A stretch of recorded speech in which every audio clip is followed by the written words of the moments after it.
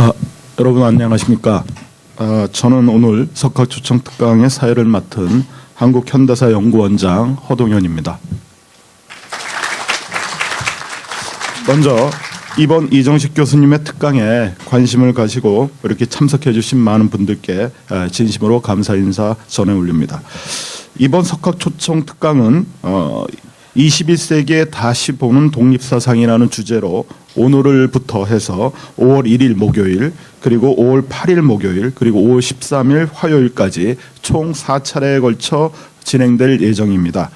자세한 내용은 브로셔를 참조해 주십시오. 오늘 특강을 진행해 주실 이정식 교수님은 저희 경희대학교 석좌 교수시자 미국 펜실버니아 대학교 정치학과 명예교수로 한국 근현대사 및 동아시아 현대 정치사 연구에서 탁월한 업적을 남기신 정치학자이자 역사학자이십니다.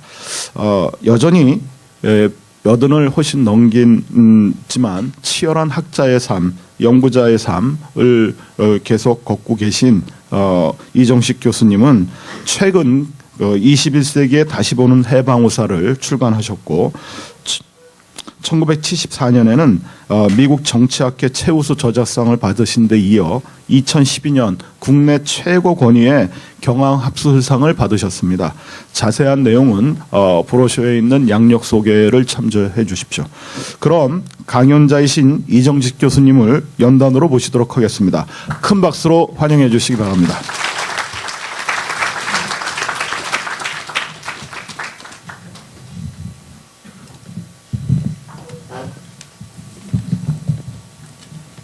감사합니다. 여기 와서 들으니까 중간 시험이 끝나서 모두 해방되어 가지고 다 떠나신 분도 많다고 그러는데 오늘 이렇게 날도 비가 오고 그러는데 많이 오셨네요.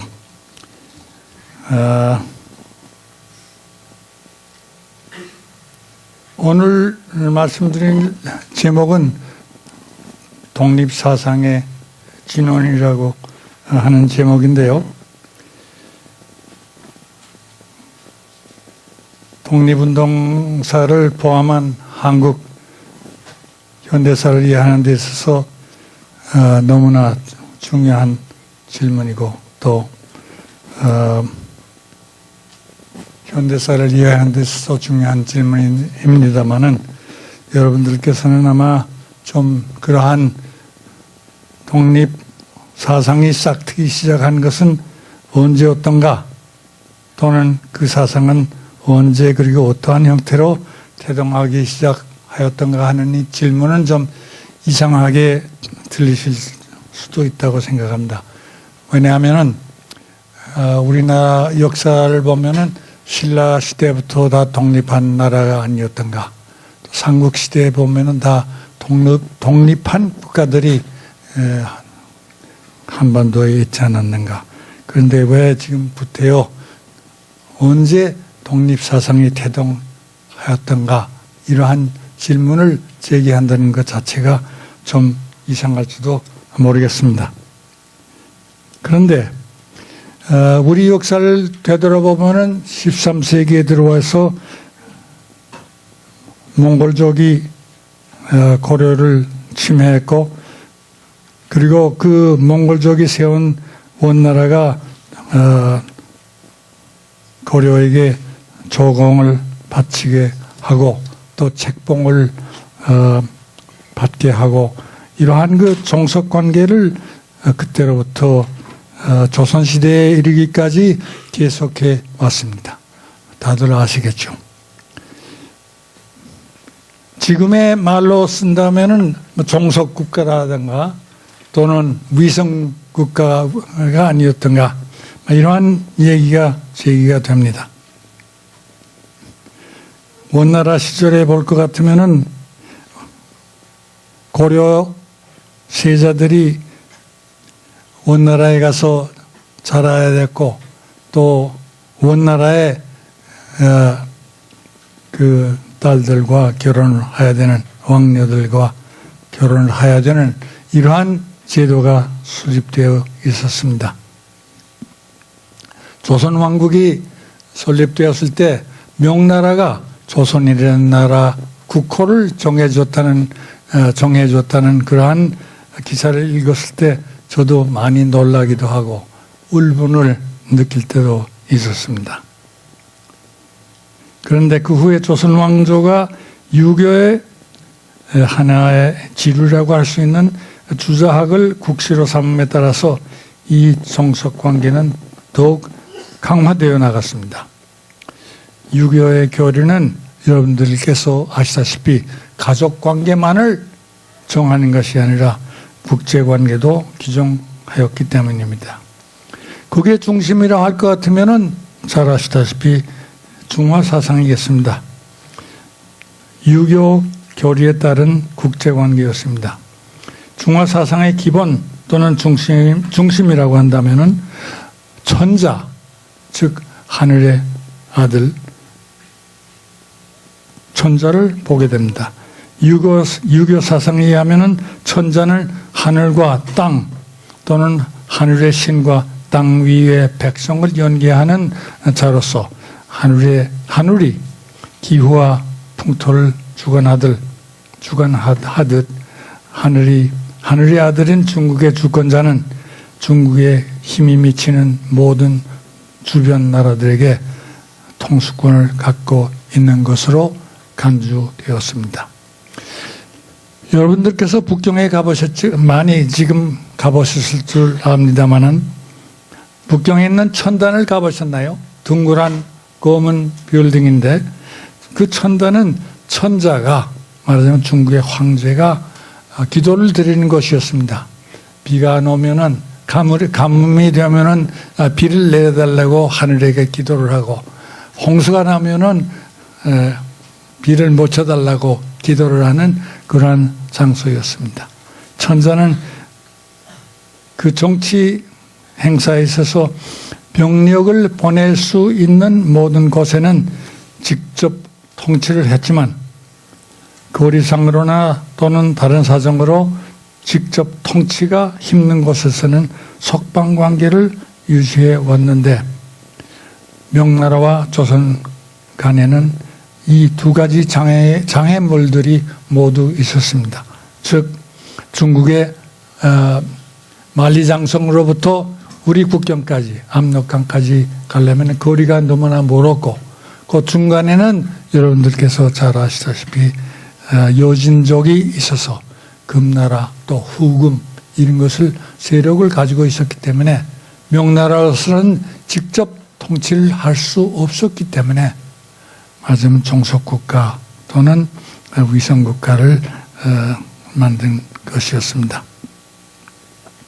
그런데 조선왕국이 유교, 특히 유교 중에 주희에 주장한 주자학이 조선왕국의 국가적 종교로 자리 잡음에 따라서 명나라와 조선왕국은 문화, 철학의 관계를 돈독하게 유지하고 있었습니다.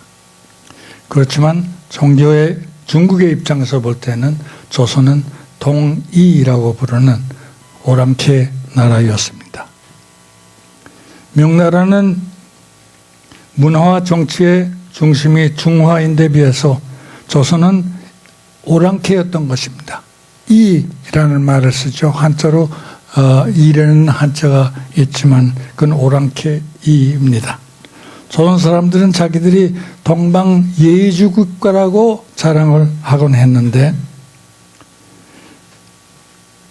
우리 선조인 박규수 씨는 이 말을 치욕적인 것이라고 말했습니다. 왜냐하면 그 말은 오랑캐 중에서 예의를 아는 족속이다. 참으로 기특하다 하는 이러한 뜻을 가진 표현이었습니다.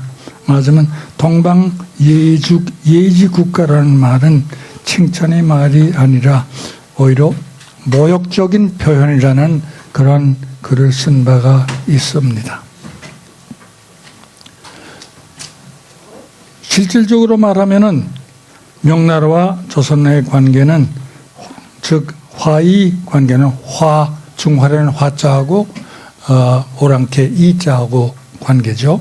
화이 관계는 강자였던 중국의 왕조들과 상대적으로 약한 주변 국가들 간의 상호 관계를 말하는 것이었는데, 중국 대륙을 통치한 국가들의 성격이 변환함에 따라서 두 나라 간의 성격도 많이 달라졌습니다.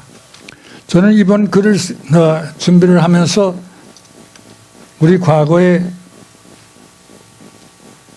중국과의 관계를 다시 살펴보면서 분개를 느낄 때가 많았습니다. 원나라 시대를 보면은, 원나라와 고려 시대를 보면은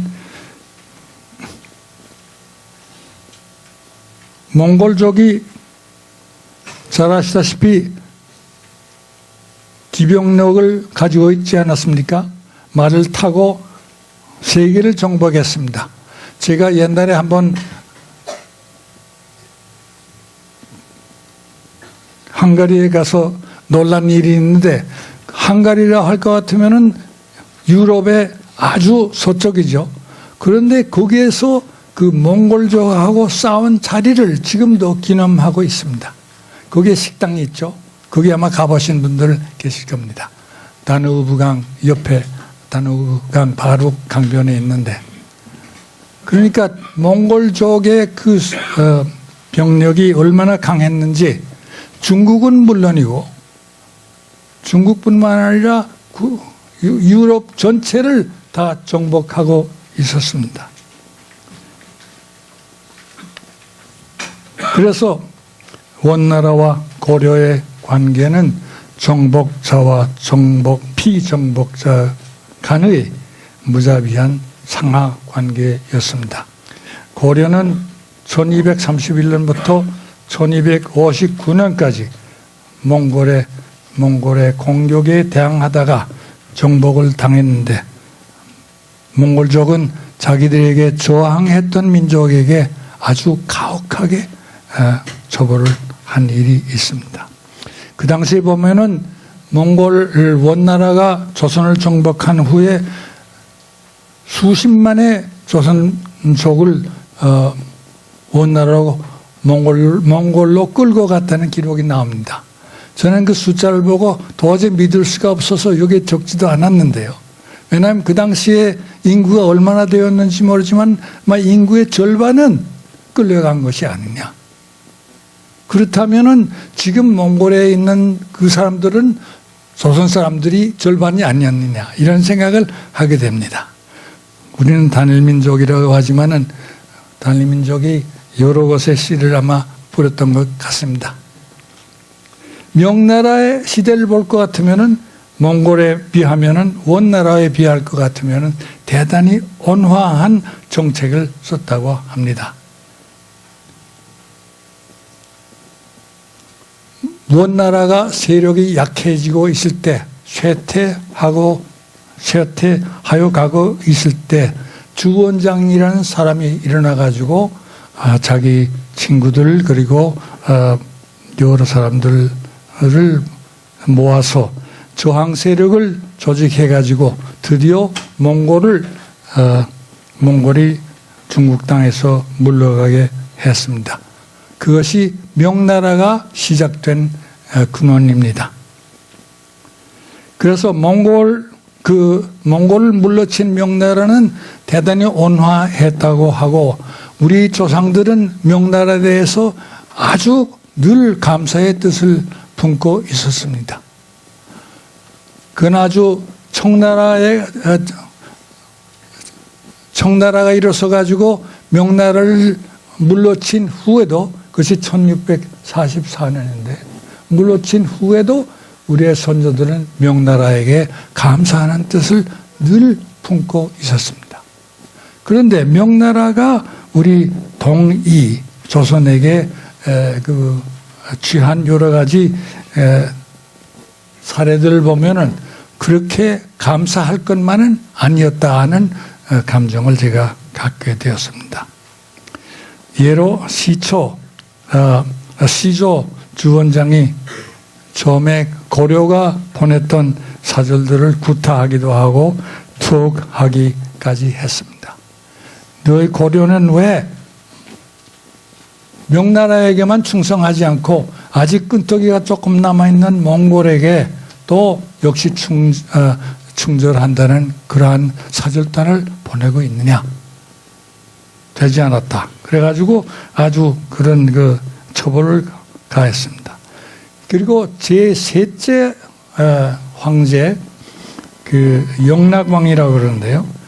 영락왕이라는 사람은 어머니가 조선족이었던가 그렇지 않으면 몽고족으로 알려져 있습니다. 그래서 그런지 영락왕은 조선 여자를 좋아했어요. 그래가지고 조선 처녀 300명을 보내라고 말하자면 공출 명령을 내렸던 것입니다. 그래서 예쁜 처녀들이 많이 끌려갔죠. 저는 그때 이런 거 기사를 읽으면서 우리 조선 나라에 있어서 조혼이 시작한 것이 언젠지는 모르지만은 13살쯤 되면 결혼시켰잖아요. 그래서 그 조혼이 시작된 것이 이러한 그 처녀 공출 때문이 아니었느냐. 그 조선 그 왕조의 기록을 볼 것 같으면은 처녀 사냥이 이때만큼 있었습니다. 그것도 양가의 처녀들을 또 처녀 중에서 이쁜 처녀들을 끌어다가 명나라에 보내곤 했습니다. 그뿐이 아니고 금과 은을 바치는 것은 물론이고 1403년에는 1000필의 말, 1407년에는 3000필의 말을 바쳐야 했고 1407년에는 1만 두의 소를 바쳐야 했습니다. 아마 그래서 고려 땅의 소와 말이 아마 다 말라 없어진 것이 아닌가 저는 그렇게 생각해 봅니다. 이것이 명나라가 우리에게 준 말하자면은 요구였습니다. 영락왕이 가장 좋아했던 가장 예쁜 조선 여자는 권씨라고 알려져 있습니다. 그래서 그 권씨 댁은 좋은 대우를 많이 받았다고 합니다.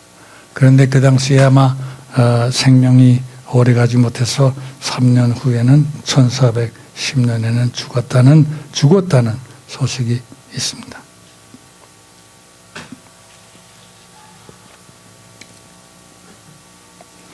물론 우리 조상들이 명나라에게 감사하는 이유는 임진왜란 때 명나라가 조선을 도왔습니다.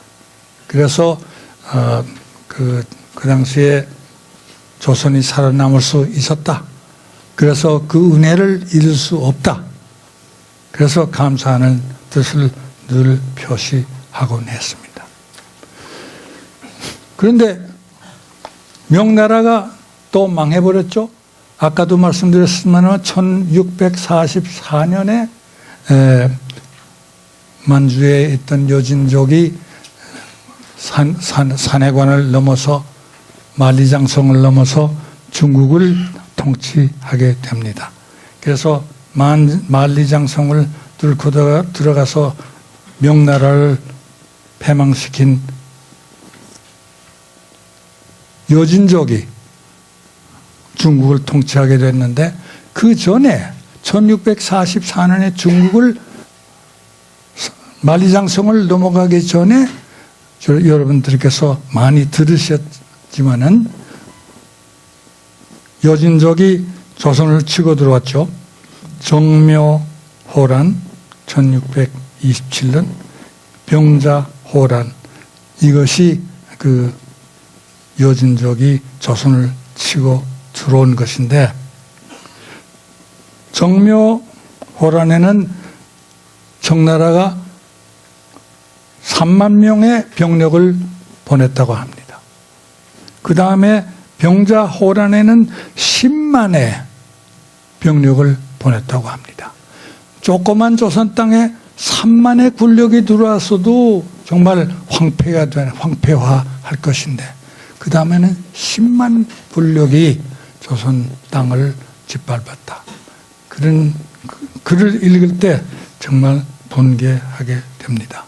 이미 임진왜란으로서 나라가 황폐화되어 있었는데 또 이 호란 두 번의 호란으로 인해서 나라가 정말 쑥밭이 되고 말았습니다. 저는 그래서 정치학을 공부하고 있습니다마는 정치를 잘해야 된다. 정말 임금된 사람의 임무가 무엇이냐?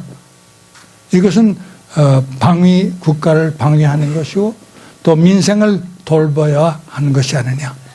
그러면은 제일 급한 첫째 순위는 first priority는 무엇이냐? 민생일 것이다. 저는 이렇게 생각합니다.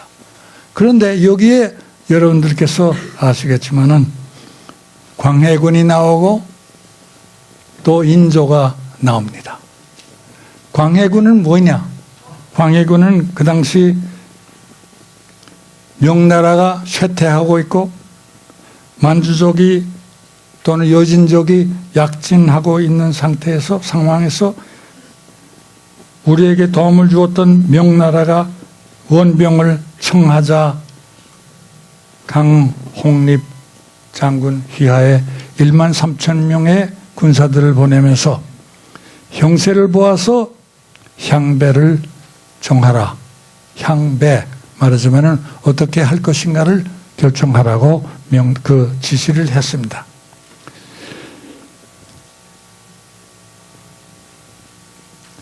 그러나 광해군의 이러한 지령은 후에 광해군이 명나라를 배반했고 우리의 은혜를 갚아야 할 명나라를 지지하지 않고 새로 올라오고 있는 청나라에게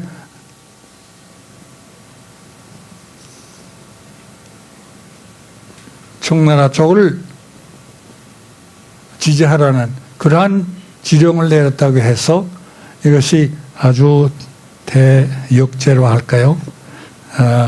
규탄을 받았고 또 그 쿠데타가 일어나서 이른바 인조 반정이라는 것이 일어났습니다. 저는 이걸 보면서 참 임금으로서 어떠한 결정을 따라야 되느냐? 명분을 따라서 명나라를 지지해야 했는가? 그렇지 않으면은 지금 명나라가 쇠퇴하고 있는 상태에서 여진족이 강해지고 있다.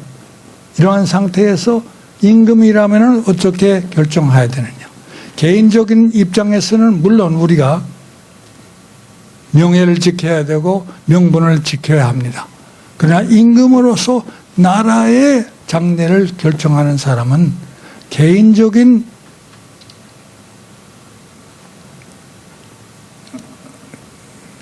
규범이라고 할까요? 개인적인 생각만을 가지고 나라의 국사를 결정할 수는 없지 않느냐. 지금 한국으로서 앞으로 가장 큰 과제는 신흥 중국하고 쇠퇴하고 있는지 모르지만은 미국하고의 관계, 그 속에서 한국이 어떻게 나가야 하느냐. 이러한 아주 중요한 시기에 와 있습니다.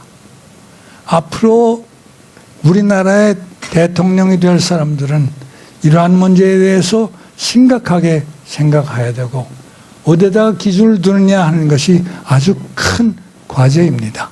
그래서 역사에서 우리는 배울 일이 많습니다. 하여튼 광해군은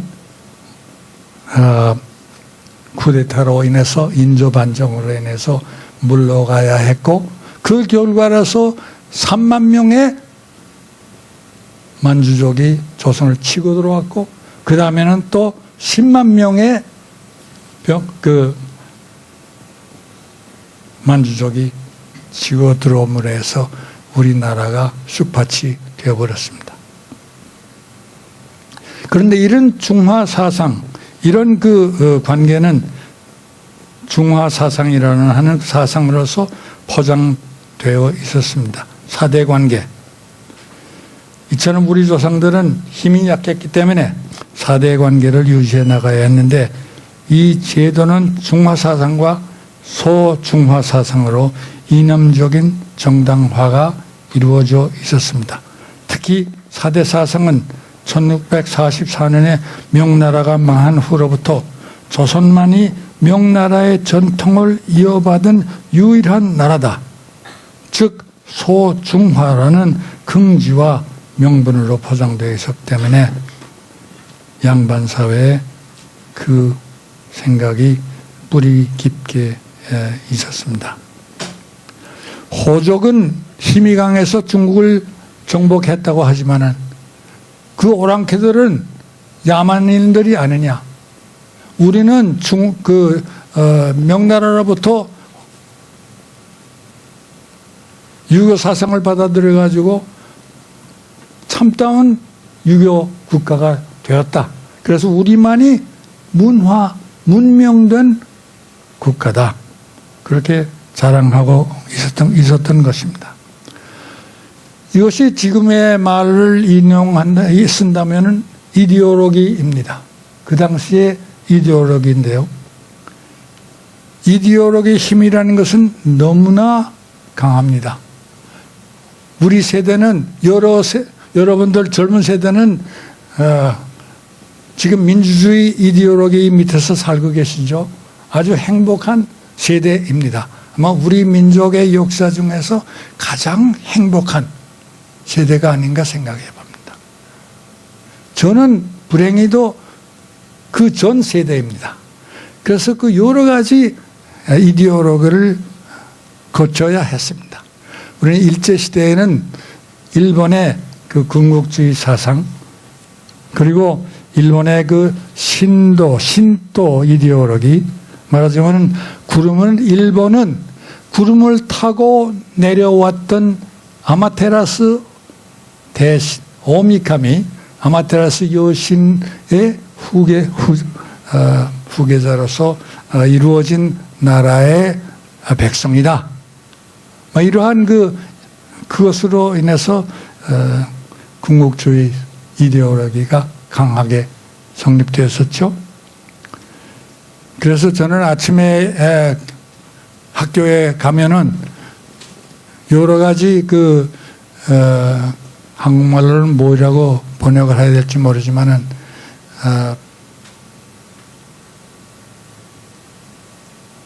군국주의적인 교훈이라고 할까요? 그런 걸 외워야 했습니다. 말하자면은 교육에 관한 칙오, 명치천왕이 내렸다고 하는 칙오였죠. 그렇게 하고 지금은 일본 역사에서는 127대 왕입니다. 저희 때는 126대 왕이었는데 그 초대 왕으로부터 126대 왕까지의 그 이름들을 일일이 다 외웠습니다. 아침마다. 또 그렇게 하고 교실에 들어가서는 저기 꼭대기에 그 카미다나라고 있는데 그 조그만 신사 모양으로 거기다가 절을 하고 3번 누르고 이런 식으로 우리는 군국주의 교육을 받았습니다. 그것이 일본 신도주의의 이데올로기입니다. 그 다음에는 또 공산주의 이데올로기 밑에서 살아봤습니다. 저는 만주에서 살다가 1948년에 북한에 가가지고 북한에서 우리 위대한 수령님 밑에서 1950년 12월까지 있다가 남한으로 내려왔는데요. 공산주의 사상이라는 건 철저했죠. 저는 중국 공산당 밑에서 살았습니다. 그래서 모택동의 노래도 지금 하라고 그러면 지금 한판 할 겁니다. 또 김일성 장군의 노래도 잘합니다. 아직도 기억합니다. 물론 그 전에 일본 시대의 노래도 많이 기억하고 또 부를 수도 있습니다.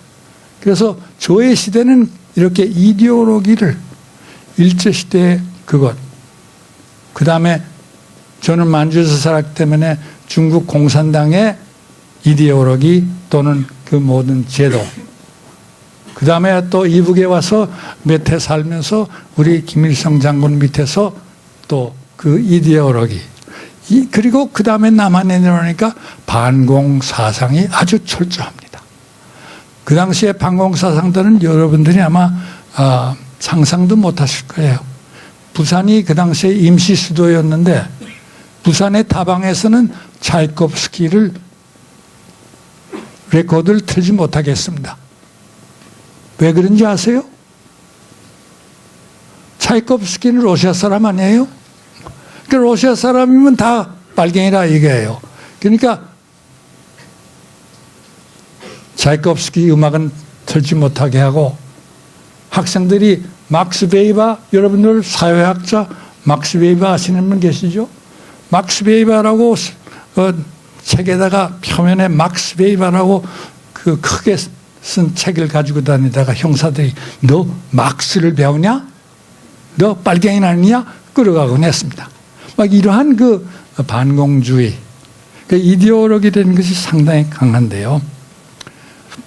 조선 왕국 시대의 이데올로기라 할 것 같으면 주자학입니다.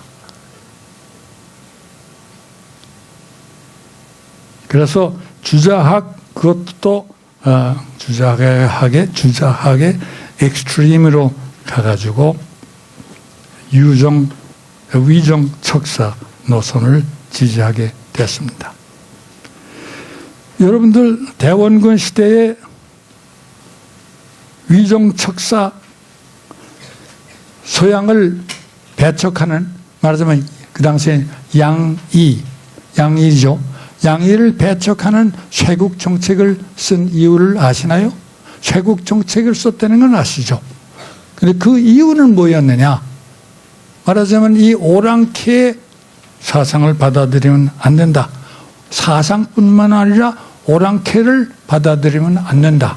그래가지고 결국은 위정척사라고 양리를 배척하는 노선을 따르고 있었는데 이것은 그 당시에 이데올로기에 따른 결과였습니다. 그래서 그 이데올로기에 반하는 모든 행위는 누가 그런 행위를 취하건 안 된다는 그 입장이 우리 선조들 중에 특히 양반들 중에 그런 분들이 많았습니다. 1897년 10월에 조선왕국이 국호를 대한제국이라고 개정한 걸 아시나요? 그랬는데 그때 고종이 황제가 됐습니다. 그래가지고 아주 지금으로 말하면 축하 파티가 멋있게 열렸고 또 명성왕후 민비가 대한제국이 됐기 때문에 왕후가 된 겁니다. 그래가지고 그 명성왕후에 대한 왕후의 그 장례식을 다시 쳤는데 그 당시에 경비가 어마어마했습니다. 큰 길에다가 양쪽에다가 나무들을 쫙 갖다 심었는데 그 나무들이 왜 그런지 한 달도 못 가서 다 죽어버렸어요. 이럴 정도로 아주 큰 경비를 써가지고 황제로 승격을 했는데 그 당시에 유교 선비들은 이것을 못된 일이라고 반대했습니다.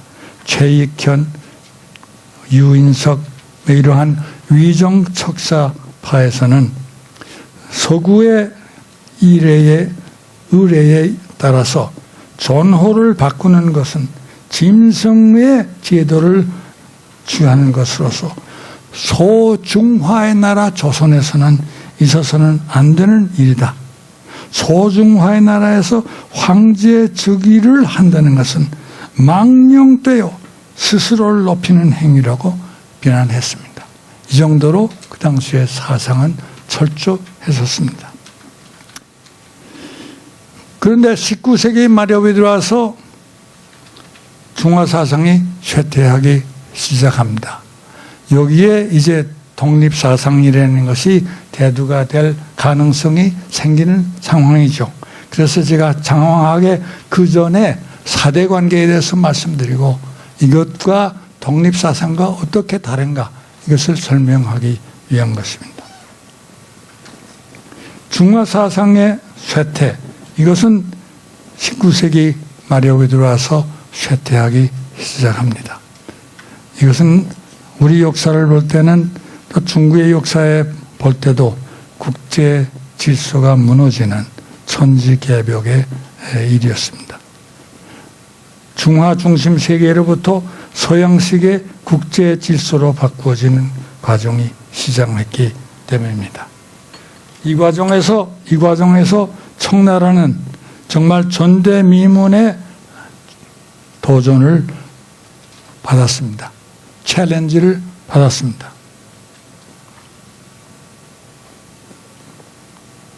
그 무슨 얘기나 할 것 같으면은 청나라에게는 두 가지 초이스가 주어졌습니다. 지금까지 그 속국이라고 여기고 있던 나라들, 조선을 포함한 월남이다, 베트남이다, 이런 나라들을 모두 해방을 시켜가지고, 해방이라는 말이 좀 이상할지 모르지만, 해방을 시켜가지고 독립국을 만들어서 이 나라들을 이끌고 하나의 지역 공동사회를 만드느냐, regional system을 만드는 것이 하나의 초이스였죠. 우리로서는 그러한 시스템이 도입됐다면 얼마나 좋았겠습니까? 조선이 독립돼가지고 이 동아시아에 있어서의 하나의 큰 시스템 속에서 하나의 나라가 된다. 이것이 하나의 초이스였고, 또 하나는 지금까지 속국이었던 나라들을 서양식의 식민지로 만드는 것입니다. 그 두 가지의 차이는 뭐냐 할 것 같으면, 과거의 4대 사상 밑에서의 속국, 이른바 위성 국가들은 중국에게 조공을 바치기는 했지만은 국내 정치, 경제에 있어서는 자주권을 가지고 있었습니다. 간섭하지 않았습니다. 그런데 식민지라 하는 것은, 서양식의 식민지라 하는 것은 군대가 그 나라를 점령해가지고 그 나라의 모든 자원을 마음대로 쓰고 그 나라의 백성들을 마음대로 통치하는, 일본 식민지 시대에 우리가 겪었던 그것이 바로 식민지였습니다. 그래서 그 두 가지 초이스 중에서 어느 것을 택해야 하느냐 하는 이 질문은 정말 중국뿐만 아니라 동양 체제, 동양 나라들에게 있어서 아주 큰 과제였습니다. 그런데 중국에는 이 두 문제를 가지고 토론을 했다는 기록이 나오지 않습니다. 오로지 북양 대신이었던 이홍장이 홀로 결정을 했습니다. 리홍장 북양 대신. 그런데 그 사람이 택한 것은 말하자면 서양식의 식민지 나라를 만드는 것입니다. 그러니까 과거의 4대 사상 밑에서의 제도, 이것을 서양식의 식민지로 만드는 그 결정을 내린 것입니다. 그래가지고 원세계를 조선에 파견했죠. 그래가지고 미국의 기록을 볼 것 같으면 리홍장은 자기가 조선의 왕이라고 그랬어요.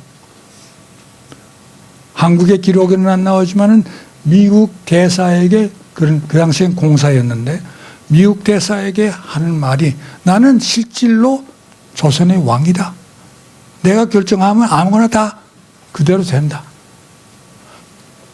그렇게 원세계를 조선 왕국에 파송했는데 원세계의 직함이 아주 복잡합니다. 뭐라고 한자로 한참 나오는데 그거 읽어봐야 소용도 없죠. 근데 원세계는 뭐라고 그랬냐 하면은, 조선에 나와 있는 미국 공사가 당신의 직함은 뭐이고 직책은 뭐냐 하고 물었을 때, 나는 영국이 인도에 보낸 총독이나 같은 격이다. 말하자면 나는 중국의 조선 총독이라고 그랬습니다. 그것뿐만 아니고 실제로 이홍장의 결정을 내린 다음에 중국 상인들이 막 홍수같이 몰려 조선 땅에 들어왔습니다. 종전에 9배의 숫자 상인들이 들어와가지고 중국과의 무역이 막 증가하게 됩니다. 그러니까 이것이 그 당시에 조선 왕국을 중국의 식민지로 만드는 처음 시기였습니다. 그대로 있었으면은 조선은 지금의 티베트 같은 존재가 되었을 것입니다. 완전히 중국의 식민지가 되는 것이었죠. 그런데 중국에게는 불행한 일이지만은 중국이 쇠퇴하고 있었습니다. 청나라가 많이 쇠퇴하고 있었습니다. 왜냐? 이것에 대해서는 책이 많이 쓰여졌어요. 중국의 학자들, 일본의 학자들, 한국의 학자들도 있겠지만 미국의 학자들, 영국 학자들이 이 문제를 가지고 책들을 많이 썼습니다. 그게 그걸 몇 가지 이유를 따져볼 것 같으면 첫째로 1644년부터 200여 년간 중국을 통치하다 보니 부패하기 시작하는 겁니다. 정권이 오래가면은 부패하게 되어 있습니다. 이것은 동양뿐만 아니고 어느 나라 서양에서도 그렇습니다. 여러분들 격언을 들으신 일이 있을 겁니다. Power corrupts. Absolute power corrupts absolutely. 파워라고 하면 권력이죠. 권력은 부패한다. 절대적인 권력은 절대적으로 부패한다. 이것은 중국 사람이 만들어낸 말도 아니고 한국 사람이 만들어낸 말도 아닙니다. 영국 사람이 한 말인데 어느 나라에서나 오랫동안 정권을 가지고 있으면 부패하게 됩니다. 그것이 첫째죠. 그 부패한 예가요. 청일전쟁 아시죠? 1894년부터 95년까지 전쟁이 일어났는데 중국에도 함정이 많았습니다. 서양에서 그 군함들을 사들였어요. 그런데 그게 부패되기 시작하니까 군함에 포탄을 실어야 할 거 아닙니까? 그러니까 포탄을 실으면 그 중량에 따라서 배가 조금 내려가죠. 그러니까 포탄을 싣는 대신에 모래를 실었습니다. 그러니까 배가 그만큼 내려가죠. 외견상으로는 아주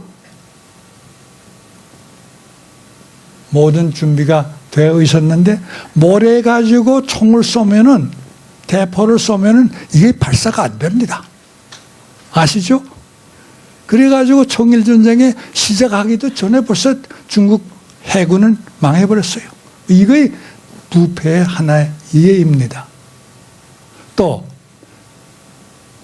청나라라는 것은 아까도 말씀드렸지만 여진족이 들어가서 한나라, 말하자면 중국 한족의 나라를 침투하고 들어간 거 아니겠습니까? 그러니까 보안 문제가 가장 큰 과제였습니다. 그래서 모든 일을 제쳐놓고 안보에 중점을 두었습니다. 그래서 민생 문제를 제대로 다루지 못했다고 합니다.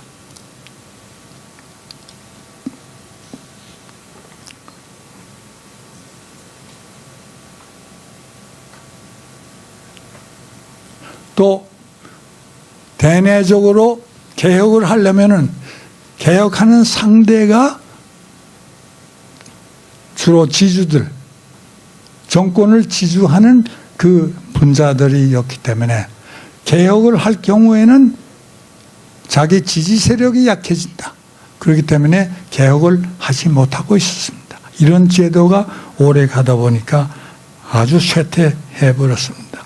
그런데 내부적으로 그렇게 쇠퇴했는데 설상가상으로 중국은 또 서양 나라들의 도전을 받기 시작했습니다. 아편전쟁이라는 얘기를 들어보셨죠? 아편전쟁이 두 번이 있었습니다. 첫 번째가 1840년에서 42년, 그 다음에 1857년에서 1860년인데 그 이유는 뭐냐? 왜 아편전쟁이라고 하느냐? 영국이 중국하고 교역을 했죠. 교역을 하는데 중국에서 도자기도 사고 무슨 은도 가져가고 차도 가져가고 무슨 실크가 뭐죠? 비단도 가져오고 그랬죠? 근데 그것에 대해서 지불을 하려니까 지불할 물건이 없습니다. 그런데 영국이 그 당시에 인도를 점령하고 있으면서 아편을 재배했습니다. 그래서 아편을 사라. 중국에서는 아편 사면은 아편쟁이만 자꾸 생기고 그러니까 안 된다. 그러니까 그걸 금지해 버렸습니다. 그러니까 영국이 야 아편 사라고 그러는데 왜 안 사느냐? 대포를 갖다가 꽝꽝 쏘는 겁니다. 이게 아편 전쟁입니다. 좀 노골적으로 얘기하면. 그 다음에 제2차 대전은 제2차 아편 전쟁은 개항을 하라. 첫 번째 그 아편 전쟁으로 해서 여러분들이 잘 아시다시피 홍콩이 99년 동안 조차를 했죠. 영국에게. 그래가지고 몇 해 전에 그것이 다시 중국 땅으로 돌아가지 않았습니까? 그래가지고 그것도 모자라서 그 다음에는 중국의 항구들 더 열어라. 우리하고 교역을 하자. 이렇게 했는데 중국이 자꾸 안 하려고 그러니까 배를 70척을 보내가지고 천진 공격을 하고 북경으로 공격을 하고 점령하고 그래서 중국이 패배를 하게 됩니다. 거기다가 또 러시아가 북쪽에서 자꾸 영토를 침해하고 들어옵니다. 또 프랑스가 베트남, 중국의 속국이었던 월남을 또 침식하고 들어와서 차지를 해버립니다. 이렇게 되니까 중국이 청나라의 영토가 자꾸 줄어들고 영향력이 줄어드는데 일본이 류큐, 지금 오키나와죠. 그 류큐가 중국하고 일본 사이에서 양쪽에게 조공을 바치고 있었습니다. 중국은 우리의 아버지라고 그러고 일본은 우리의 어머니라고 그랬어요. 이러한 상태가 계속했는데 일본이 중국이 약해진 것을 보고 일본이 그냥 험박 가서 먹어버렸습니다. 카고시마 현에 일부러서 합병을 해버렸습니다. 이렇게 되니까 리홍장이 있다가 이대로 놔뒀다가는 조선도 이제 저런 처지가 될 테니 우리가 영향력을 잃게 된다. 그러니까 이것을 막기 위해서 우리가 조선을 식민지로 만들어야겠다 한 것이 아까 말씀드린 그런 조치들이었습니다.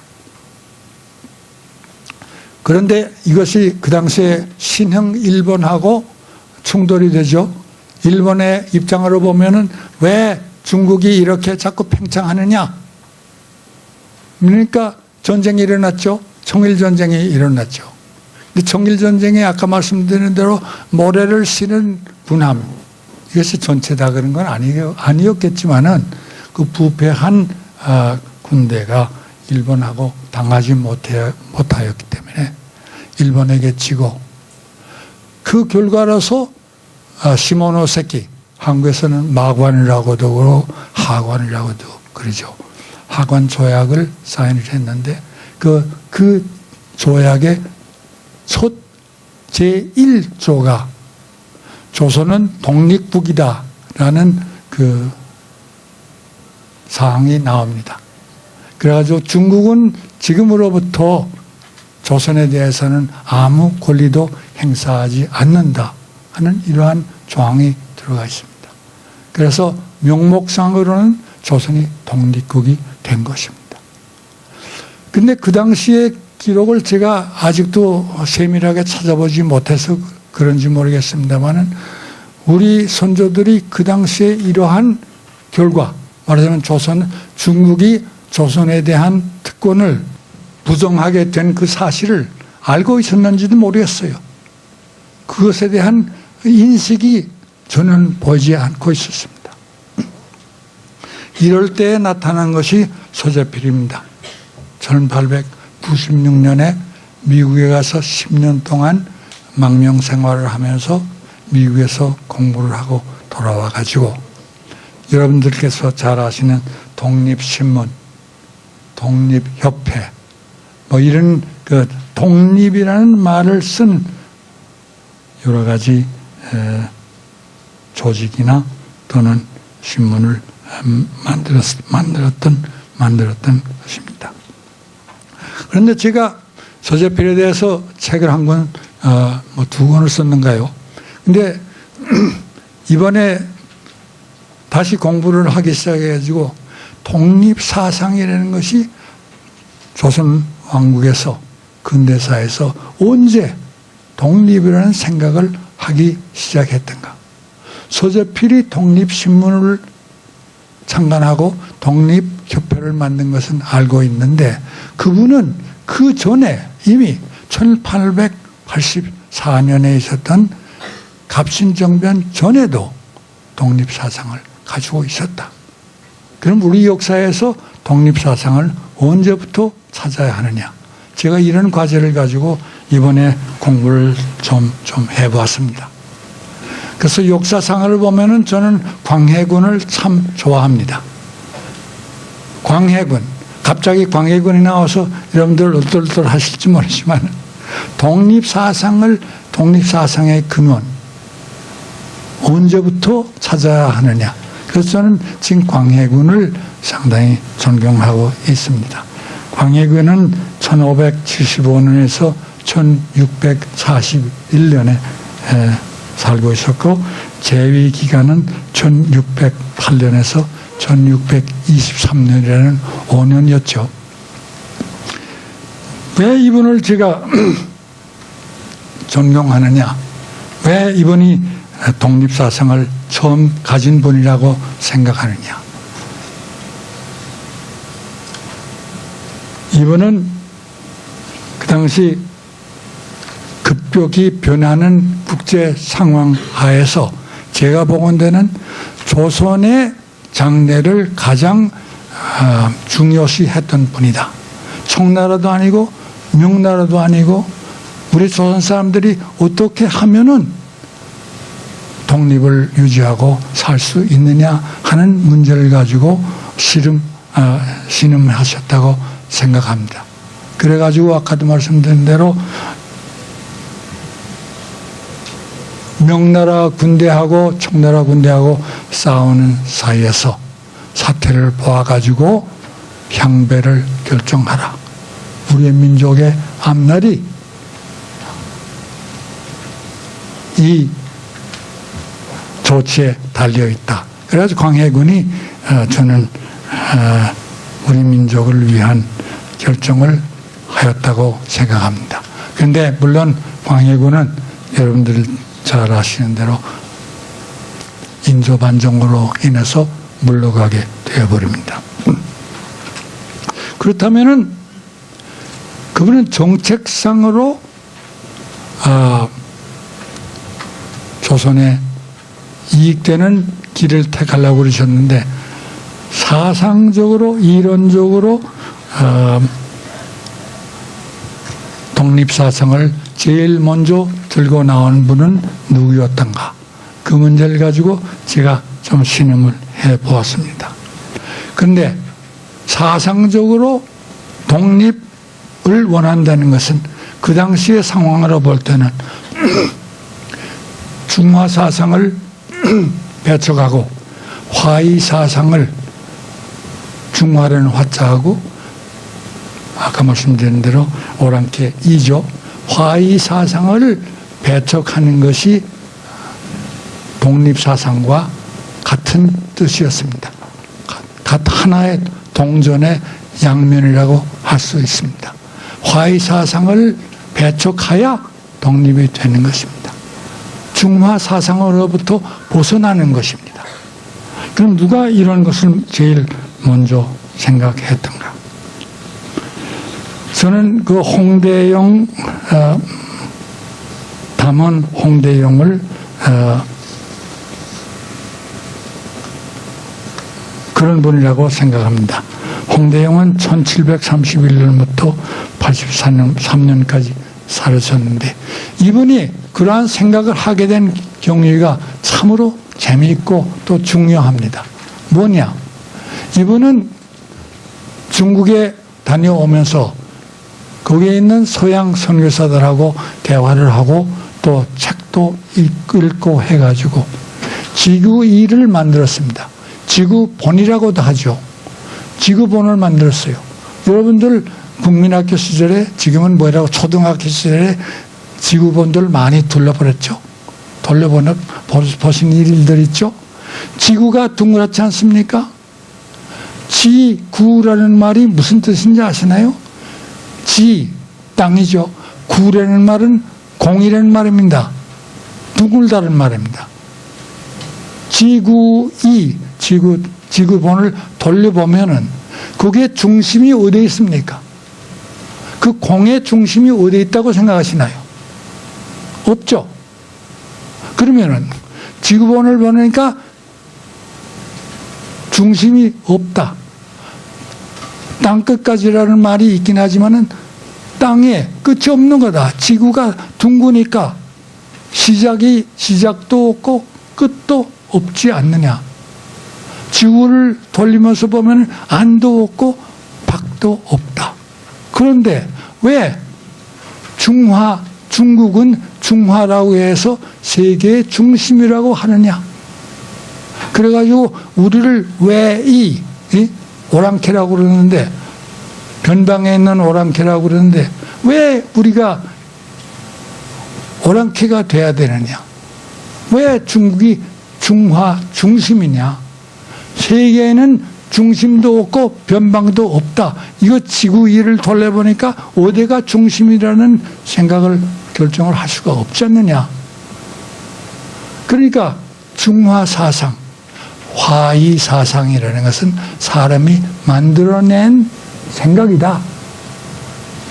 그러니까 우리가 볼 때는 우리가 볼 때는 우리가 중화일 수도 없고 중국이 오랑캐가 될 수 있지 않느냐.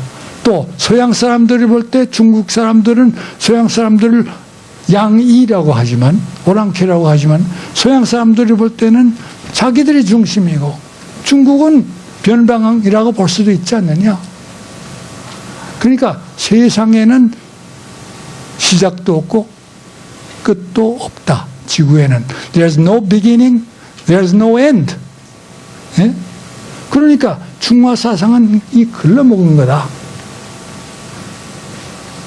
세계는 모든 나라가 평등한 나라들이다.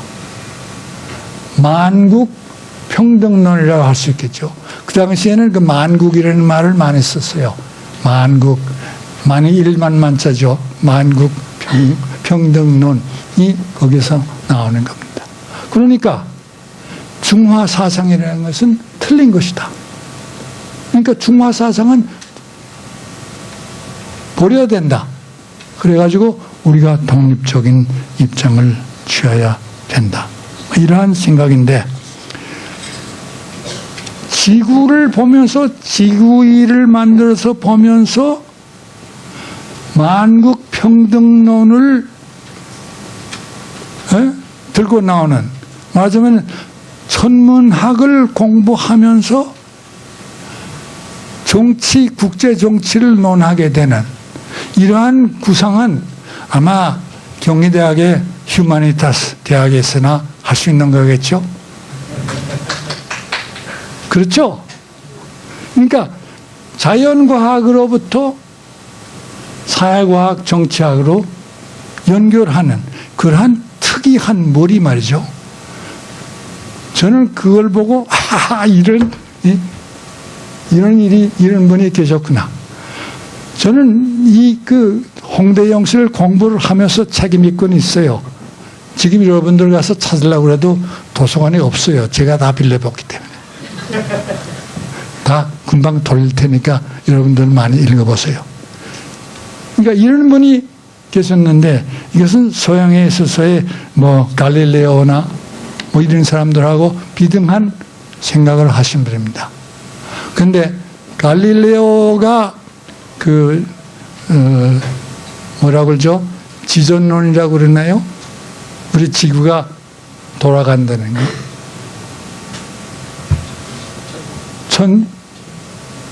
전도선? 전동. 전동이라고 하면 하늘이 빙빙 돌아가는데 이거는 땅이 돌아가니까 지전이겠죠. 지전설이 되죠. 하여간 갈릴레오가 그런 아이디어를 냈을 때 그 당시 사회에서는 그 당시에는 중세기 유럽은 여러분들께서 아시다시피 교회가 모든 것을 관할하고 있지 않았습니까? 그러니까 교회에서는 천동설을 믿은 겁니다. 우리 땅은 가만히 있는데 하늘이 빙빙 돌아간다 이거예요. 이것이 교회의 입장이었습니다. 그런데 갈릴레오가 그때는 이단설을 내니까 아주 교회에서 뭐라고 그러죠? 추방을 해버렸어요. 그 당시 사회에서 교회에서 추방을 당하게 되면 죽는 거나 마찬가지입니다. 이런 처벌받았는데 아마 홍대영 선생도 자기 사회에서 그런 말을 선포를 했다가는 아마 제대로 명을 살지 못했을 겁니다. 왜냐하면 이것이 그 당시의 이데올로기에 완전히 소중화 사상에 반대되는 이론이기 때문입니다. 화의 사상을 저버리고 무슨 만국 평등이라 이건 되지도 않는 말이죠. 근데 이 과정 말하자면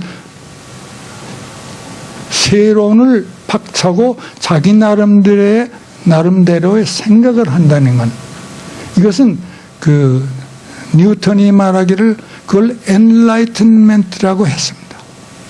엔라이튼멘트는 한국에서 계몽주의라고 번역하나요? 계몽주의? 계몽주의가 뭐냐? 그거는 영어로 하면 dare to know, 과감하게 배우는 것이다. 알고 싶어 하는 것이다. 알고 싶어 하고 과감하게 생각을 하는 것이다. 이겁니다.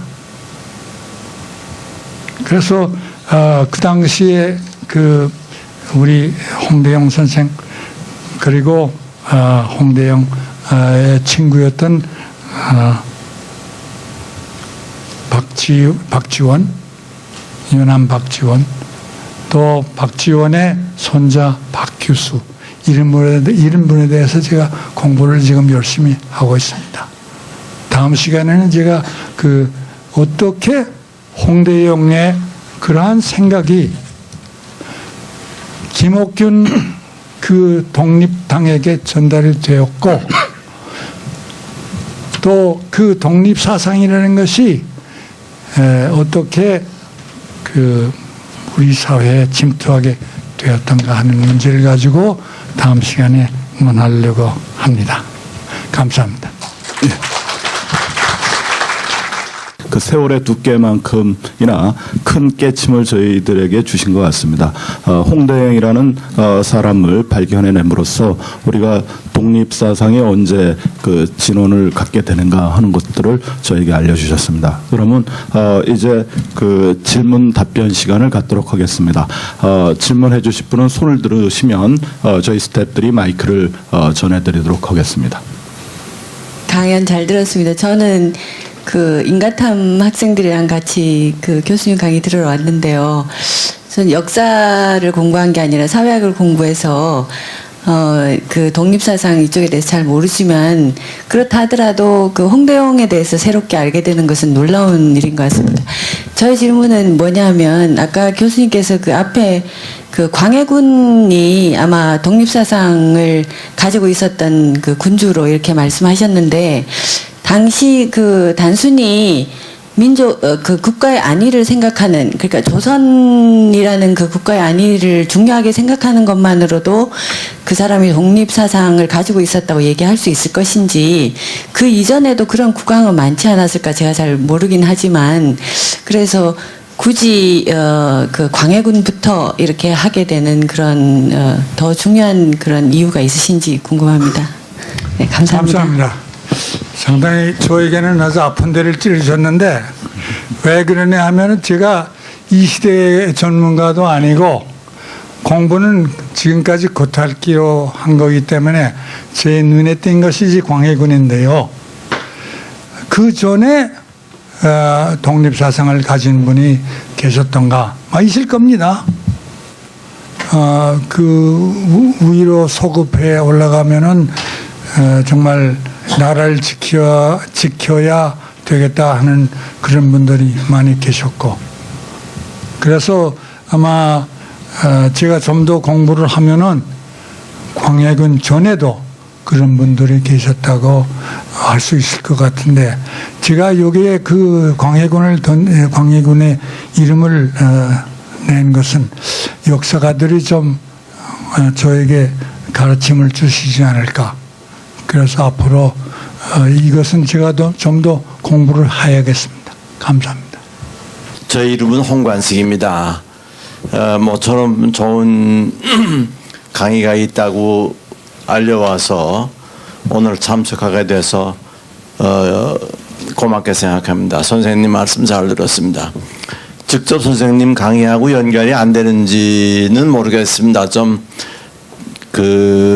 제가 상식적으로 듣기에 서양 사람들은 폴란드의 월소를 점령하는 사람이 세계를 지배한다.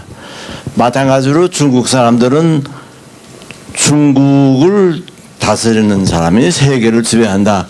이런 사상을 갖고 있지 않는가 하는 생각이 들어갑니다. 틀림없이 서양에서는 지정학적으로 봐서 폴란드의 월소를 점령하는 자가 세계를 지배한다. 그런 이야기가 있지 않습니까? 마찬가지로 한국의 중심은 어디냐? 한국의 중심은 제가 양구로 들었습니다. 한국에도 중심이 있지 않습니까? 저기 강원도 양구가 한국의 중심이라고 그런 얘기도 들었는데, 과연 이런 거하고 중화사상하고 그 다음에 서양 사람들이 말하는 폴란드의 월소 중심론하고 한국의 양구하고 어떤 연관관계가 있는지 얼핏 선생님 말씀을 듣고 나서 그런 생각이 나가지고 좀 별로 연결지 못한 질문인 것 같습니다만은 한 말씀 드려봤습니다. 감사합니다. 감사합니다. 글쎄요, 제가 그 폴란드의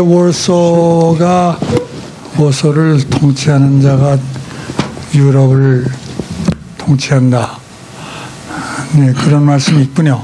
또 한국의 양구가 우리의 중심이다 하는 말씀, 좀 공부를 좀 해봐야겠습니다. 저는 잘 모르겠는데 자꾸 복잡해지네요. 제가 보기에는 어디가 중심이냐?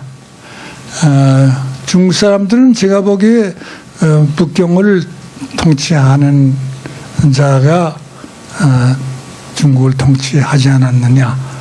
그렇기 때문에 명나라도 거기에 수도를 세웠고 또 청나라도 거기에 수도를 세웠지 않았냐 이렇게 생각하는데, 중심이라는 그 개념 자체가 상당히 힘든 그 개념입니다. 세계의 중심이 없다고 했지만은 우리나라의 중심이 어디냐? 한국 사람들 대부분 다 80%는 서울이라고 그러겠죠.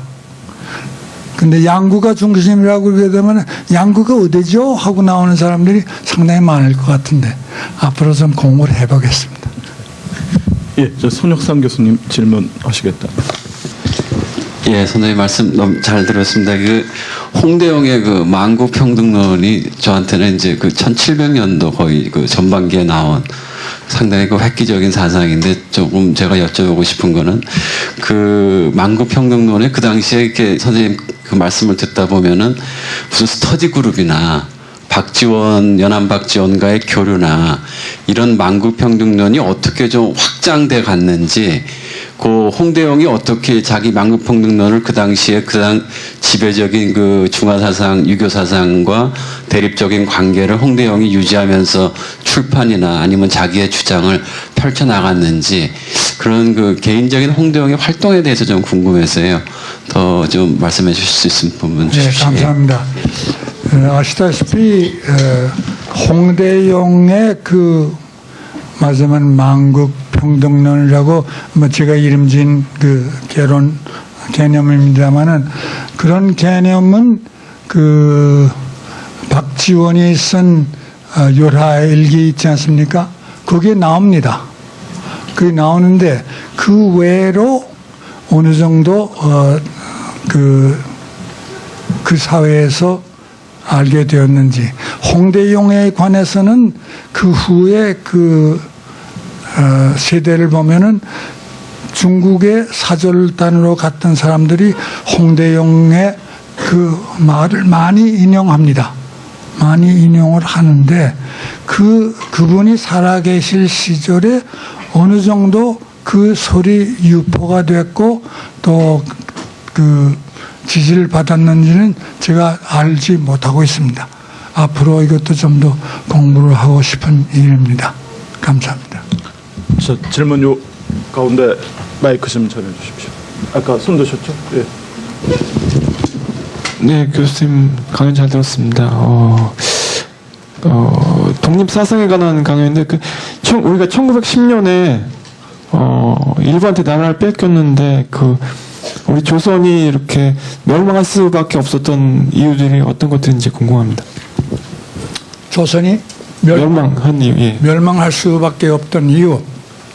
감사합니다. 아까 중국이 멸망할 수밖에 없던 이유를 말씀드렸는데요. 그 중에서 한 가지 말씀드린 중에서 청나라가 1644년부터 1911년까지 가지 않았습니까? 근데 그동안에 많이 부패했고 쇠퇴하지 않았습니까? 저는 이제 친구들하고 얘기를 할 때, 우리 조선 왕조는 500년 역사에 찬란한 역사가 있었다, 그런 말을 듣습니다. 그래서 저는 그런 얘기를 하고 합니다. 500년이나 갔으니까 멸망하지 않았다. 500년이 세계 역사에서 500년이나 계속하고 왕성할 수 있는 왕조가 어디 있겠느냐? 왕조라 할 것 같으면은 같은 집안의 아들들이 자라가지고 왕위를 계승했다는 얘기가 되지 않습니까? 어느 집안에서 500년 동안이나 훌륭한 아들들만 나와가지고 나라를 잘 다스렸겠느냐? 이것은 인간 사회에 있어서 불가능한 일이라고 봅니다. 일본의 역사를 볼 것 같으면은 일본의 토쿠가와 마쿠부가 일본을 300년을 통치했는데요. 그 중에서 우수한, 그 당시에 마쿠부의 그 치부를 뭐라고 그랬죠? 쇼군. 우수한 쇼군이라고 할 것 같으면 그 같은 피를 받은 사람이 아니고 다른 데서 양자로 들어온 쇼군들이 우수한 정치를 했습니다. 같은 집안의 피가 500년 동안 훌륭한 나라를 만들었다 하는 것은 불가능한 일이라고 생각합니다. 그러니까 그게 첫째죠. 우리 조선 왕국은 과거 제도를 통해서 선발된 우수한 관리들로 인해서 관리들로 통치가 되지 않았습니까? 관료 사회입니다. 관료 사회의 특징이라 할 것 같으면 옛날이나 지금이나 관료 사회는 그 새로운 개혁이라는 개념을 싫어합니다. 관료들은 매일 같은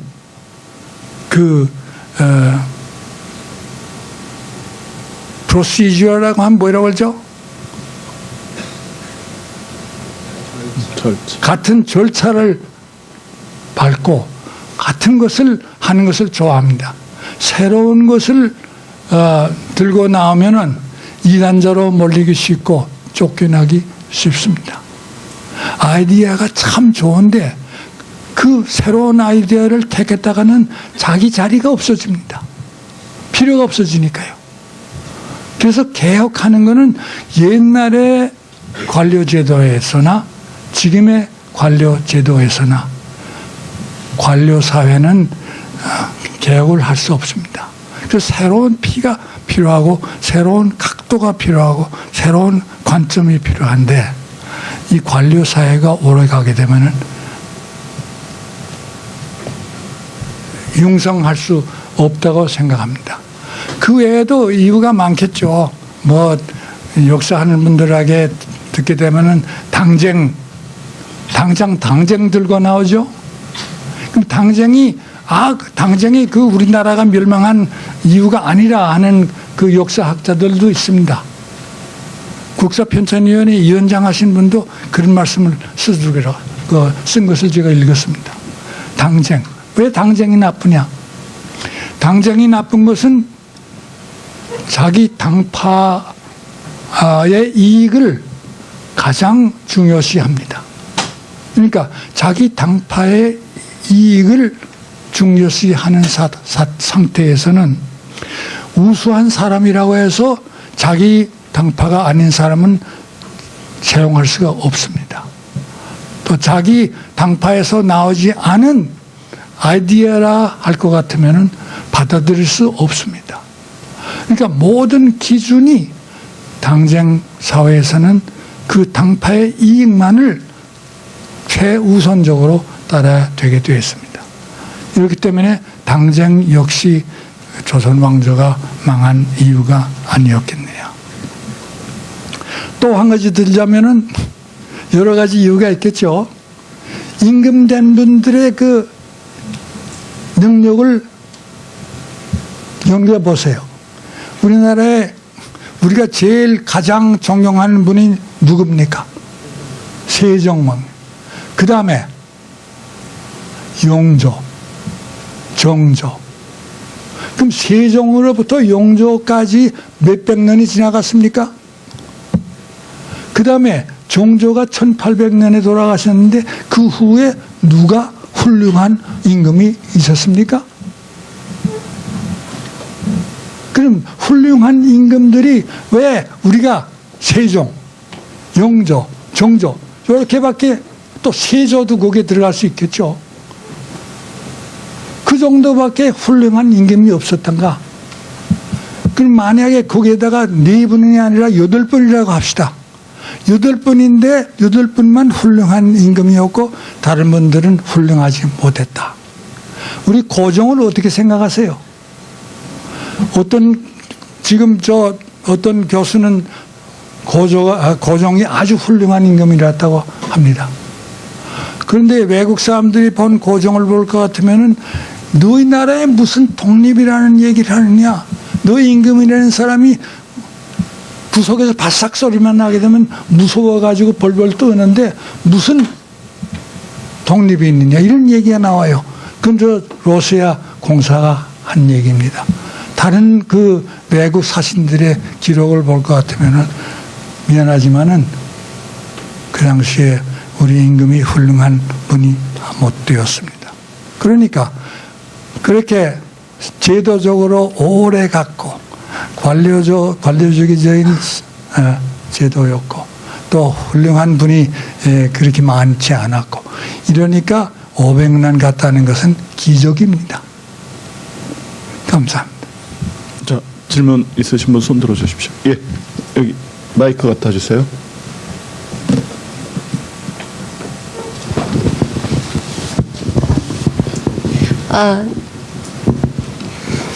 영감을 많이 받은 좋은 특강이었다고 생각을 하고요. 감사합니다. 감사드립니다. 저는 그 작년 7월에 중국 상하이에서 한 5년 살다가 왔습니다. 그 강의 중에 그 강해군의 그 독립사상이 이제 최초의 시조였다라고 말씀을 하시는데 제가 강의를 들으면서 문득 드는 생각이 그 당시에 중국의 영향을 받지 않았을까라는 생각을 하게 됩니다. 홍대용 님도 마찬가지고요. 그래서 지금 제가 생각하고 있는 이 부분에 대해서 어떻게 생각하시는지 한번 여쭤보고 싶습니다. 왜냐하면 제가 중국 상하이에서 살면서 임시정부를 돌게 됐거든요. 임시정부랑 그리고 저는 윤헌이라고 합니다. 도시락? 예. 네네. 거기도 가서 직접 청소도 하고 했었고. 그리고 어디요? 윤봉길. 유명한 홍구공원. 네네. 예, 거기서 청소도 하고 또 교민들과 몇 명이서 조선족분을 포함해서 한국인의 발자취 연구회도 같이 모임도 하고 그랬었거든요. 그래서 이제 한국에서 있을 때는 이제 약간 미국의 영향을 많이 받아서 우리 독립 사상이 이제 미국의 어떤 후원하에 있었다라고 생각을 했는데 막상 중국 상하이에서 이렇게 여러 과정을 거치다 보니까 꼭 미국의 영향을 받은 게 아니라 중국으로부터 그 당시 중국의 어떤 지식인들로부터 영향을 받지 않았을까라는 생각을 많이 하게 됐습니다. 그래서 질문을 하게 됐습니다. 네. 감사합니다. 네, 감사합니다. 우리 조선 역사를 보게 되면은 중국의 영향을 많이 받았죠. 그건 뭐 옛날부터 그랬고 우리 유교가 중국에서 나온 철학 아니겠습니까? 유교 사상부터 그렇고 그렇기 때문에 중국의 영향을 많이 받았습니다. 홍대영 선생도 그 당시에 중국에 가셔가지고 사절단으로 가셔가지고 중국을 보고 중국의 그 인사들과 오랫동안 그 문서왕래도 했습니다. 그렇게 하고 아까 말씀드린 대로 중국에서 선교사들을 만나가지고 그 서양 지식, 서양 과학도 이렇게 배웠고요. 그래서 그 중국의 영향이라는 것은 우리 한국 문화에 있어서 빼놓을 수 없는 겁니다. 그것이 미국하고의 관계는 또 미국은 다른 시대에 또 영향을 많이 한국에 끼쳤죠. 근데 중국은 옛날부터 그렇습니다. 상해는 제가 어릴 때 1941년에 한 번 갔었고 그 다음에 가니까 81년에 갔는데 40년 동안에 상해는 하나도 변하지 않고 있었어요. 근데 그 다음에 3, 4년 있다 가니까 아주 천지개벽을 해버렸더라고요. 그 잘 아시는 말하자면 홍구공원도 그렇지만은 그 다음에 상해 그 유명한 그 공원이 뭐죠? 중국인과 개는 들어오지 말라고 그러는 공원. 그 무슨 공원 있지 않습니까? 황포강에 있는. 거기 보면 완전히 달라졌어요. 중국이 많이 달라졌습니다. 그래서 중국을 빼놓고 한국 역사를 말할 수는 없습니다. 여러 가지 면에서 좋은 면도, 좋은 영향도 많이 받았고, 또 거기 사대주의 사상 밑에서 문제되는 일들도 많이 왔습니다. 상해에서 5년이나 계셨다니 참 부럽습니다. 저는 상해 말은 한마디밖에 못합니다. 상해 방언, 알라푸셔다. 모르세요? 버프지다. 제가 중국에서 자랐기 때문에 중국말 아직도 조금 합니다. 딴 질문이었어요. 예, 질문 한 번만 더 받겠습니다. 예. 네, 안녕하세요. 작년에 뵙고 또 1년 만에 특강을 통해서 또 뵙게 되니까 굉장히 건강하신 모습 뵙게 되니까 굉장히 반갑습니다, 선생님. 제가 좀 늦게 들어와서 선생님 설명하셨을지 모르겠는데요. 아마 안 한 걸로 제가 알고 질문을 드리면 간단한 건데요. 저희 강의 그 자료를 보면 그 연안 박지원을 조선의 볼테르다 이렇게 이렇게 표현을 하셨는데 어떤 면이 볼테르하고 이렇게 비교할 수 있을 만한 내용인지가 좀 궁금해서요. 그거 좀 설명 좀 해주시면 감사하겠습니다. 감사합니다. 제가 그 연암 박지원은 조선의 볼테라는 테마를 가지고 글을 몇 페이지 써놓은 거 있는데 질문해 주셔서 감사합니다. 왜냐할 것 같으면 볼테하고 연암 박지원은 비슷한 점이 참으로 많습니다. 예를 들어서 첫째로 연암 박지원은 중국에 다녀와서 중국에서 본 여러 가지 일들을 묘사를 하면서 그것을 통해서 그 당시에 조선 사회를 비판을 했습니다. 예를 들어서 다음 시간에 제가 그 이 문제를 가지고 조금 더 말씀드리겠습니다만은 중국에서 말을 키우는 방식하고 조선에서 말 키우는 방식에 대해서 얘기를 합니다. 그래가지고 우리 조선에서는 말을 키울 줄을 모른다. 근데 말을 통해서 또 사회를 비판을 합니다. 뭐냐 할 것 같으면은 조선의 마부들은 말을 끌고 가면서 자기가 편한 곳만 택하고 말은 아주 힘든 곳만 가게 한다. 그런데 쭉 읽다 보면은 이분이 말에 대한 말을 하는 것이 아니고 정권과 정치와 백성에 관한 얘기를 하는 겁니다. 한국의 정권은 사람들의 생활을 도우려고 하는 것이 아니라 채찍질만 하고 착취만 한다. 일만 시킨다. 이런 얘기입니다. 하여간 그분의 스타일이 박지원은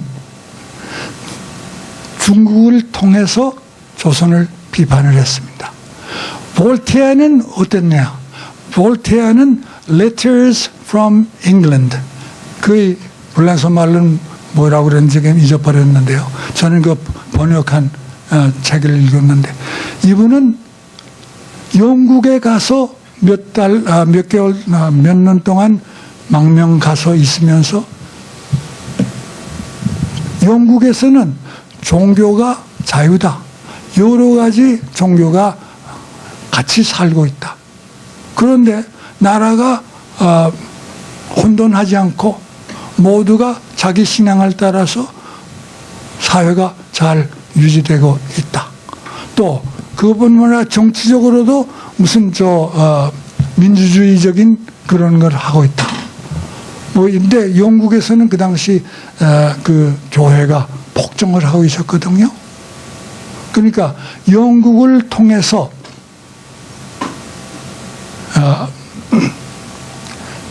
프랑스의 모순된 점을 지적을 해가지고 드디어는 그 볼테아가 불란서 혁명의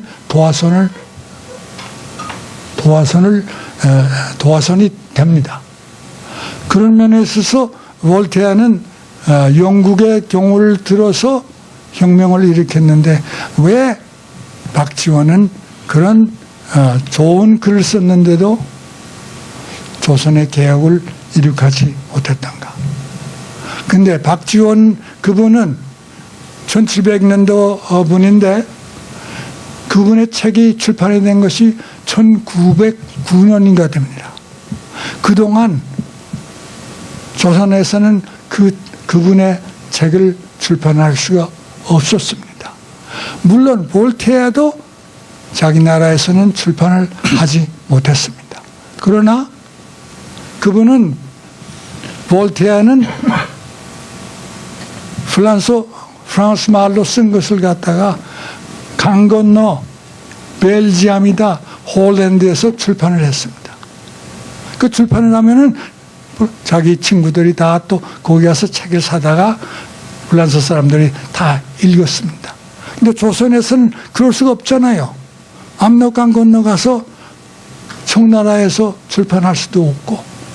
그러니까 제가 보기에는 박지원의 그 훌륭한 글들이 사장되다시피 했습니다. 실학 사상이라는 것이 그렇지 않습니까? 다산도 망명 시절에, 망명이라 할까요? 유배 시절에 전라도 끝에 어디서 계시면서 글을 썼지만은 출판되지는 못했습니다. 그러니까 목민심서 같은 거는 그 정도 읽었다고 하대요. 그러니까 그렇지만은 그러한 그 좋은 생각들이 조선 왕국에서는 유포되지가 않았습니다. 그러나 볼테아는 그렇게 자기가 쓴 글을 다른 나라에서 출판함으로 해서 자기 나라에 큰 영향을 끼쳤습니다. 그 외에도 그 두 분의 비슷한 점이 많습니다. 그 두 분이 살았던 기간도 보면은 그렇게 차이가 없어요. 그래서 저는 또 글을 보면은 볼테아의 그 스타일이나 또는 우리 그 박지원 선생의 글도 아주 재밌습니다. 얼마나 재미있게 글을 썼는지. 정조가 박지원의 글을 배척했지 않았습니까? 왜냐?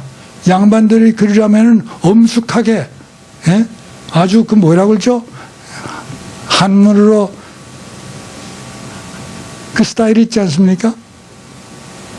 그런데 이거는 재미있게 일반 사람들이 읽을 수 있을 글을 쓰니까 이거는 안 된단 말이지. 그래가지고 아주 탄압을 받았습니다. 그렇게 하고 또, 연암 박지원은 그 당시에 가장 유력했던 홍국원하고 관계가 틀려가지고 직언을 해가지고 비판을 했기 때문에 황해도 연암에 가서 아주 숨어 있었다고 할 수 없을지 모르지만은 하여간 음고하고 있었습니다. 그래서 그분이 꽃을 피지 못했죠. 근데 저는 박지원은 조선의 볼테아이다 하는 테마를 앞으로 좀 전개해 보려고 생각하고 있습니다. 감사합니다. 이기라신가? 이기라 교수. 아직도 변하지 않네요. 저기 질문 있으시면 손 들어 주십시오. 다 끝났어요. 예. 자, 이상으로 2014년 석학 초청 특강 첫 번째 강연을 모두 마치도록 하겠습니다. 큰 깨침과 울림이 있던 강의였던 것 같습니다.